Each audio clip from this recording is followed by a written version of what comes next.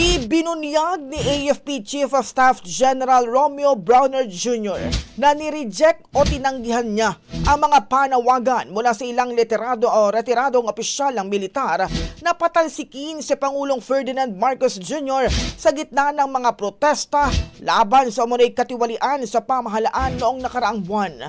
Ayon kay General Browner, ilang retiradong general ang nagtangkang kumbinsihin ng ilang batang opisyal at mga commander ng AFP na bawiin ang suporta sa Pangulo o magtatag ng military junta bilang tugon sa mga aligasyon ng korupsyon. Sinabi rin ng AFP chief na nakipagpulong siya sa grupo ng mga retiradong opisyal na pinangunahan ni ex-General Romeo Pocis na nagpahayag ng kanilang mga hinaing laban sa kasalukuyang administrasyon.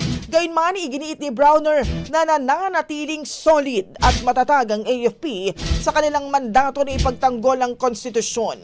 Anya, agad niyang ipinaalam kay Pangulong Marcos ang tungkol sa mga naturang tangkang panghihikayan. Ang bahaging ito ay hatid sa atin ng Yummyvit ES3 Syrup. Simulang tuparin ang pangarap ng iyong anak. And starting now,